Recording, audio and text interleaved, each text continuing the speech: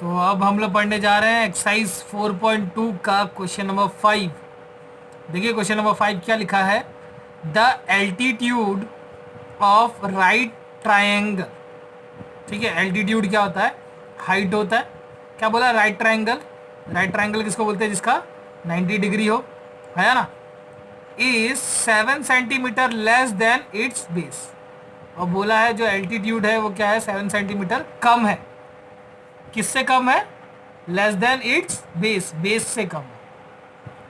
If the hypotenuse is 13 centimetre, अगर hypotenuse क्या है? 13 सेंटीमीटर है, then find the other two sides. तो अदर टू साइड फाइंड करने बोला है। तो सबसे पहले हम लोग राइट एंगल ट्राइंगल बना लेते हैं। ये मेरा राइट एंगल ट्राइंगल है, ठीक है। ये हो गया राइट एंगल ट्राइंगल, 90 डिग्री। दिख रहा है सबको? है ना। तो यहाँ पे क्या बोला था? Altitude of right angle triangle is 7 centimetre less. Altitude मतलब हाइट, ये हाइट हो गई इसकी, है ना। ये इसकी हाइट है। ये क्या बोला? 7 लेस है, मतलब 7 कम है। किससे? उसके बेस से। जो इसका बेस है, ये जो बेस है उससे 7 सेंटीमीटर ये कम है। If the hypotenuse is 13 centimetre, अगर हाइपोटेन्यूज मतलब ये वाला ना, आगे ना एंगल के सामने वाला, ये क्या हो गया? हाइपोटेन्यूज कितना है? 13 सेंटीमीटर, ठीक है। तो बोला find the other two side, other two side find करो, ठीक है। तो अब ये बताओ यहाँ पे क्या बोला है? एल्टीट्यूड के बारे में क्या बोला है? Altitude of a right angle triangle is से पता चला, मतलब एल्टीट्यूड के बारे में बोल रहा है। क्या बोला है? 7 सेंटीमीटर कम है, किसके? बेस से कम है। तो बेस नहीं पता, और वैसे भी हम लोग को दोनों चीज़ नहीं पता, बस बोला है कि ये जो एल्टीट्यूड क्या है, बेस से 7 सेंटीमीटर कम है। तो हम लोग को बस तो एक ही वेरिएबल में डील कर रहे हैं ये, तो कोई एक ही वेरिएबल लेंगे। तो हम लोग क्या करते हैं? बेस को एक्स ले लेते हैं, और जैसे ही मैं बेस को एक्स लूँगा तो मुझे एल्टीट्यूड मिल जाएगा। तो ये जो बेस है उसको हम लोग क्या ले लेंगे? एक्स। और एल्टीट्यूड के बारे में क्या बोला? फिर से एक और बार पढ़ेंगे। The altitude of the right angle triangle is यहाँ से अभी बोल रहा है, इसके बारे में बोल रहा है। क्या बोला है? 7 centimetre less than its base. जितना भी बेस है, ये मेरा बेस है ना, उससे कितना है? 7 सेंटीमीटर कम है, मतलब इतना सेंटीमीटर है, ठीक है। तो अभी हम लोग क्या करेंगे? अब बोला find the other two side, मतलब ये बेस और ये एल्टीट्यूड पता करने बोला है, ठीक है। तो कैसे पता करेंगे हम लोग? कैसे पता करेंगे बोलो? पाइथागोरस थ्योरम लगा के, आया ना। 90 डिग्री दिख रहा है, तो पाइथागोरस थ्योरम लगाएंगे यहाँ पे। चाहिए तो इसको लिख दो ABC, है ना। तो यहाँ पे लिख लेते हैं। लेट, किसको एक्स माना हम लोग ने? बेस को। Let the base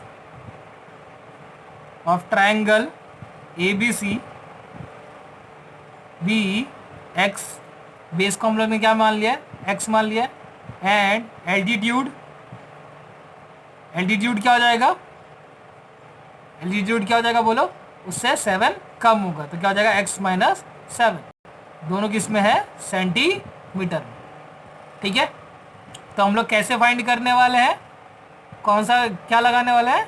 Pythagoras theorem. यहाँ पे लिखेंगे बाय पाइथागोरस थ्योरम। क्या होगा बोलो? हाइपोटेनस का स्क्वायर, मतलब यहाँ पे आप लोग देखो, हम लोग ने बना ही दिया। ABC ट्राइंगल है ही, है ना। तो यहाँ पे दिख रहा है हाइपोटेनस क्या है? AC। तो AC का स्क्वायर इज इक्वल टू क्या होगा?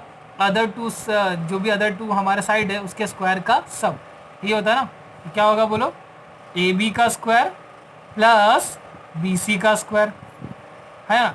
अब क्या लिखा है? AC की वैल्यू क्या लिखा है? 13 का क्या करना है? स्क्वायर इज इक्वल टू क्या लिखा है? AB की वैल्यू क्या लिया हम लोग ने? x माइनस 7 का होल स्क्वायर, ठीक है। यहाँ पे एक एक सिंगल का स्क्वायर नहीं डालना। AB की वैल्यू क्या है? x माइनस 7, तो उसका क्या आएगा? Whole square. प्लस क्या लिखा है? BC हमारा बेस है। क्या लिखा वो? x का होल स्क्वायर, ठीक है। तो यहाँ पे हम लोग 13 का स्क्वायर कर लेते हैं। 13 का स्क्वायर कितना होता है बोलो? 13 का स्क्वायर 169 इज इक्वल टू, यहाँ पे आपको कोई फॉर्मूला दिख रहा है? कोई फॉर्मूला दिख रहा है? कौन सा वाला? A माइनस बी का होल स्क्वायर दिख रहा है ना, होल स्क्वायर। तो वही फॉर्मूला लगेगा। जरा एक बार मुझे A माइनस बी का होल स्क्वायर का फॉर्मूला बोलेंगे यहाँ पे, ठीक है, यहाँ पे हम लोग साइड में लिख लेते हैं। बोलो a माइनस बी का होल स्क्वायर का फॉर्मूला क्या होता है, A square minus 2ab plus B square, यही होता है ना। तो यहाँ पे a की जगह पे क्या लिखा हुआ है, देखो x लिखा है, b की जगह पे क्या लिखा हुआ है 7, तो मतलब इस फॉर्म में है, तो आंसर क्या होगा, ये वाला फॉर्म। ठीक है, तो ये वाले फॉर्म में लिख लेते हैं। यहाँ पे पहले क्या लिखा है, a का स्क्वायर, तो a की वैल्यू क्या है x, उसका क्या होगा होल स्क्वायर। क्या लिखा है ये माइनस, माइनस क्या लिखा है 2ab, तो 2 इंटू a इंटू बी, ए की वैल्यू कितनी है x है और b की वैल्यू क्या है 7। फिर क्या लिखा है प्लस, क्या लिखा है b का स्क्वायर, तो b की वैल्यू क्या है 7 का स्क्वायर प्लस x का स्क्वायर लिखा है, तो x का स्क्वायर क्या होगा x स्क्वायर। अब लिख लो ये क्या हो गया 169 इज इक्वल टू, ये हो गया हमारा x का स्क्वायर करेंगे तो x स्क्वायर माइनस, यहाँ पे पहले नंबर मल्टीप्लाई कर लेते हैं, 2 7 से क्या होगा 14 और वेरिएबल क्या है x, प्लस 7 का स्क्वायर क्या होगा 49 प्लस क्या लिखा है x का स्क्वायर। ठीक है, तो अभी देखो सारे नंबर इधर ही है, इसको भी इधर ही भेज दो, है ना, ये इधर आके क्या हो जाएगा माइनस हो जाएगा, तो इक्वल टू के साइड क्या बच गया 0। अच्छा एक्स स्क्वायर वाला दिख रहा है यहाँ पे, ये दोनों नंबर एक्स स्क्वायर वाले हैं, यहाँ कुछ नहीं तो 1, यहाँ कुछ नहीं तो 1, तो 1 प्लस 1 क्या होगा 2x का स्क्वायर। उसके बाद x वाला कौन सा दिख रहा है, ये वाला है ना, इसको ऐसे लिख दो, और कोई तो है नहीं। प्लस क्या बचा है 49 बचा है, इसको यहाँ भेज रहे हैं, तो ये प्लस इधर क्या हो जाएगा माइनस, इसको लिख दो 0, ये 2x स्क्वायर माइनस 14x।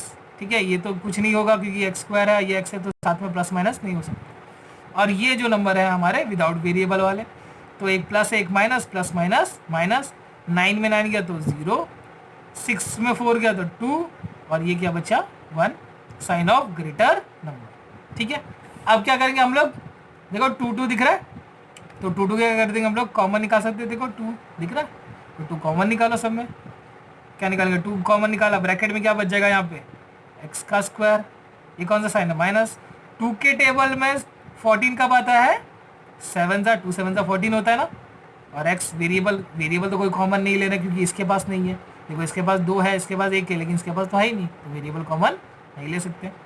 कौन सा साइन है माइनस। अब 2 के टेबल में 120 को डिवाइड करेंगे तो कितना आएगा बोलो जरा एक बार देख लो यहाँ पे, अगर मैं 120 को 2 से डिवाइड करूँ तो 2 6 12 और ये 0, तो 60 आएगा ना, आया ना। तो अब ये 2 को हम लोग कॉमन निकाला, इसको इस साइड भेज देंगे, ये मल्टीप्लाई इधर आके क्या हो जाएगा डिवाइड 0/2, ये क्या बच गया x square minus 7x minus 60। तो बताओ 0/2 क्या होगा 0 ही होगा, इसको सीधा लिख लो, क्या हो जाएगा बोलो, क्या हो जाएगा X square minus 7x minus 60 equal to 0। अब क्या करेंगे, इसको फैक्टराइजेशन मेथड सीखे ही है, अब इसको सॉल्व करते हैं। ठीक है, चलो तो एक काम कर लेते हैं हम लोग, फैक्टराइजेशन मेथड तो सीखे ही है ना अभी, तो यानी ये इक्वेशन आप लोग सॉल्व करोगे, समझे या नहीं, इसको सॉल्व करोगे और आएगा ही आएगा, नहीं आया तो मैं हूँ ही, आप लोग मुझसे डाउट पूछ सकते हो, मुझे नहीं लगता डाउट आएगा क्योंकि एकदम सिंपल सा ये सम। ठीक है, चलो तो अब हम लोग पढ़ने जा रहे हैं एक्सरसाइज 4.2 का क्वेश्चन नंबर 6 और महाराष्ट्र बोर्ड के लिए प्रैक्टिस सेट 2.6 का क्वेश्चन नंबर 6। ठीक है, दोनों में ही ये क्वेश्चन नंबर 6 है, बस यहाँ पे एक्सरसाइज 4.2 है और यहाँ पे महाराष्ट्र बोर्ड का प्रैक्टिस सेट 2.6 है। ठीक है, सेम क्वेश्चन है, सेम का सेम है, बस नाम अलग है, महाराष्ट्र बोर्ड में मिस्टर कसम करके दिया है, यहाँ पे कुछ नाम नहीं दिया हुआ। ठीक है, तो पढ़ते हैं क्वेश्चन क्या लिखा है। A cottage industry produce a certain number of pottery article in a day. ठीक है, एक कॉटेज इंडस्ट्री है, वो क्या करती है, कुछ number of pottery articles produce करती है एक दिन में। ठीक है, कुछ सर्टन बोला है, बताया नहीं है कितने। ठीक है, it was observe on a particular day, एक दिन एक बंदा अच्छे से बैठा था और ऑब्जर्व कर रहा था। ठीक है, एकदम फुल फुर्सत में बैठा और ऑब्जर्व करने लगा। ठीक है, ऐसा नहीं लिखा है, मैं बोल रहा हूँ that the cost of production, क्या ऑब्जर्व किया उसने, the cost of production of each article, एक आर्टिकल को प्रोड्यूस करने का खर्चा, cost, was 3 more than twice the number of article produce on that day. अब देखो मैंने बोला था ना इज, वॉज, वर, विल, ये सब क्या बताते हैं, उसके बारे में बताते हैं, यानी इक्वल टू का साइन डालेंगे हम लोग। ठीक है, तो यहाँ पे क्या बोला है, the cost of production of each article was, मतलब cost of production of each article हम लोग को बता रहा है। क्या बता रहा है, 3 मोर देन, 3 ज़्यादा है, 3 ज़्यादा है मतलब 3 प्लस करेंगे, अगर 3 लेस देन बोलता तो 3 माइनस करते। ठीक है, तो यहाँ बोला 3 मोर देन मतलब +3।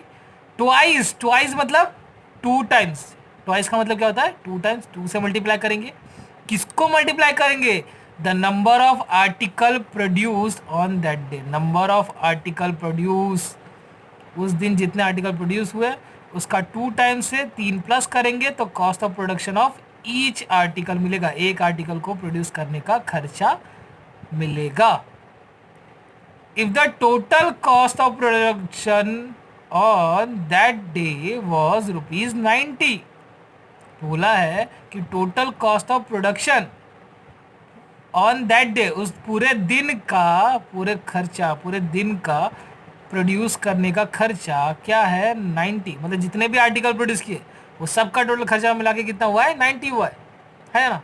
Then find the number of article produce, कितने नंबर ऑफ आर्टिकल प्रोड्यूस किए मतलब कितना बनाया है, and the cost of each article, और कॉस्ट पता करना किसका, ईच आर्टिकल का, हर एक आर्टिकल का कॉस्ट पता करना है।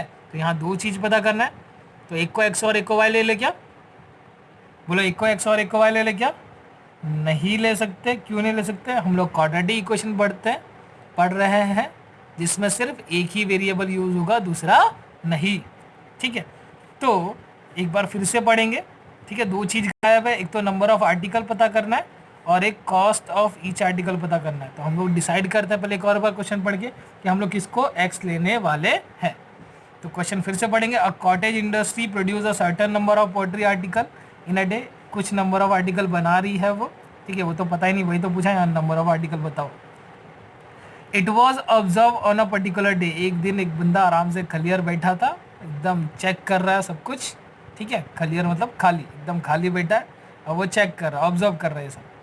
क्या बोला है, that the cost of production of each article. अब ये किसके बारे में बता रहा है, cost of production of each article. देखो ये भी पता करना है अपने को, कॉस्ट ऑफ ईच आर्टिकल मतलब ये मिल सकता है अपने को, कैसे मिलेगा, वॉज बोला इक्वल टू, मतलब इसके बारे में बताया। क्या बोला, 3 more than twice the number of article produce on that day, यानी ये इंपॉर्टेंट है अपने को, ये यहाँ से यहाँ तक। तो cost of production of each article कैसे मिलेगा, अगर मैं 3 प्लस करूँ किस में, twice the number of article produce on that day. तो अगर नंबर ऑफ आर्टिकल प्रोड्यूस है उसका डबल करके 3 प्लस करूँ ना तो मुझे कॉस्ट ऑफ ईच आर्टिकल मिलेगा। तो बताओ कॉस्ट ऑफ ईच आर्टिकल छोटा या नंबर ऑफ आर्टिकल प्रोड्यूस, है ना, कौन छोटा रहेगा, ये नंबर ऑफ आर्टिकल, क्योंकि मैं यहाँ पे बोला उसका डबल करके 3 प्लस करेंगे ना तब एक का कॉस्ट मिलेगा। तो छोटा कौन हुआ, नंबर ऑफ आर्टिकल। तो इसको क्या ले लेंगे हम लोग, एक्स ले लेंगे, और जैसे ही उसको एक्स लिए तो कॉस्ट ऑफ ईच आर्टिकल मिल ही जाएगा। तो लिख लेते हैं, let the number of articles produce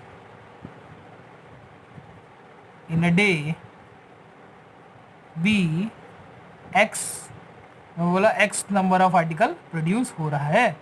तो जब X number of article produce हो रहा है तो हम लोग को cost of production of each article मिल जाएगा ना, है ना, कॉस्ट ऑफ ईच आर्टिकल मिल जाएगा कि नहीं, वो भी चाहिए। तो लिख लेते हैं, कॉस्ट ऑफ ईच आर्टिकल, बोला है the cost of production of each article was मतलब इक्वल टू, है ना, वॉज, इज, विल, ये सब का मतलब क्या होगा, इक्वल टू, उसके बारे में बता रहे हैं ना लोग। क्या बोला, 3 मोर देन मतलब +3, 3 मोर देन मतलब +3, किसका +3 बोला है, ट्वाइस मतलब 2 टाइम्स, 2 से मल्टीप्लाई करना है, लेकिन किसका, the number of article produce on that day. तो नंबर ऑफ आर्टिकल प्रोड्यूस क्या लिया हम लोग ने, एक्स लिया है ना, इसके डबल का 3 प्लस करेंगे तो कॉस्ट ऑफ ईच आर्टिकल मिलेगा। तो ये मिल जाएगा हम लोग को, 2 × x क्या होगा, 2x + 3, ये अमाउंट किस में आएगा, रुपीज़ में, क्योंकि कॉस्ट रुपीज़ में दिया ना, कॉस्ट हमेशा किस में आता है, रुपीज़ में। अब आगे एक और चीज़ दिया है, आगे पढ़ लेते हैं क्या लिखा है। If the total cost of production on that day was ₹90, और हम लोग को गिवन क्या है, एक और चीज़, टोटल कॉस्ट दिया हुआ है। क्या दिया है, total cost is equal to कितना दिया है, ₹90। तो पूछा है अभी ये पता करो, मतलब cost of sorry number of article पता करो और कॉस्ट ऑफ ईच आर्टिकल पता करो। तो कैसे पता करेंगे, सिर्फ एक ही चीज़ तो दिया है, इससे ही पता करना पड़ेगा अपने को। तो अब बताओ टोटल कॉस्ट कैसे मिलता है, टोटल कॉस्ट कैसे मिलता है। चलो मैं एक एग्जांपल देता हूँ। Number of article produce in a day, मैं सपोज कर रहा हूँ कि मैंने 5 आर्टिकल बनाए हैं, वो कोई भी आर्टिकल, ठीक है, और कॉस्ट ऑफ ईच आर्टिकल, एक आर्टिकल का मैं कॉस्ट बोल देता हूँ 10 है, ठीक है। मैंने 5 आर्टिकल बनाए और हर एक को प्रोड्यूस करने का खर्चा कितना है, 10 है। तो पूरे 5 आर्टिकल को बनाने का खर्चा क्या हो जाएगा, 10 × 5 कर देंगे तो क्या हो जाएगा, 50। यानी ये टोटल कॉस्ट कैसे मिलेगा, अगर जितना भी आर्टिकल प्रोड्यूस किए है ना, जितना भी आर्टिकल प्रोड्यूस किए उसमें हर एक आर्टिकल का प्रोड्यूस करने का खर्चे से मल्टीप्लाई करें तो हम लोग को टोटल कॉस्ट मिलेगा कि नहीं, है ना। तो अब लिख लेते हैं इसमें, according to question, according to question, question में हमें क्या दिया है, टोटल कॉस्ट दिया है। तो टोटल कॉस्ट कैसे मिलेगा बोलो, टोटल कॉस्ट कैसे मिलेगा, number of article, number of article into cost of each article, cost of each article is equal to मिलेगा हम लोग को टोटल कॉस्ट। अगर जितना भी आर्टिकल प्रोड्यूस किया उसको मैं क्या कर दूं, कॉस्ट ऑफ ईच आर्टिकल से हर एक आर्टिकल का प्रोड्यूस करने के खर्चे से मल्टीप्लाई कर दूं तो मुझे क्या मिल जाएगा, टोटल कॉस्ट। तो वही लिख दिया मैंने। बताओ नंबर ऑफ आर्टिकल कितना प्रोड्यूस किया हम लोग ने, x इनटू क्या करना है, cost of each article, cost of each article कितना है 2x + 3 is equal to total cost मिल जाएगा। तो टोटल कॉस्ट कितना है 90। अब देखो ये x मल्टीप्लाई हो रहा है, मल्टीप्लाई, और यहाँ पे क्या है ब्रैकेट में 2 नंबर, तो ये x एक से मल्टीप्लाई गया दोनों से, बोलो एक से मल्टीप्लाई होगा दोनों से, दोनों से, तो क्या होगा 2 × x² 2x² प्लस x × 3 क्या होगा 3x इक्वल टू क्या हो जाएगा 90। अब क्वाड्रेटिक इक्वेशन बनाना तो इक्वल टू के साइड क्या होना चाहिए 0, इसको यहाँ ले लो तो क्या हो जाएगा 2x² प्लस 3x, ये प्लस है इधर क्या हो जाएगा माइनस, इक्वल टू क्या हो गया 0। ये बन गया हमारा क्वाड्रेटिक इक्वेशन। क्या कुछ कॉमन है क्या किसी में, कुछ कॉमन है नहीं, तो ये बन गया हमारा क्वाड्रेटिक इक्वेशन। मेरे ब्रैकेट ये पूरा इसको ब्रैकेट बनाने का, बॉक्स बनाने का मतलब क्या है, आप लोग सॉल्व करोगे, समझा या नहीं। सॉल्व करने आता ही फैक्टराइजेशन मेथड a × c, ठीक है, वैसा ही आपको करना है, ठीक है।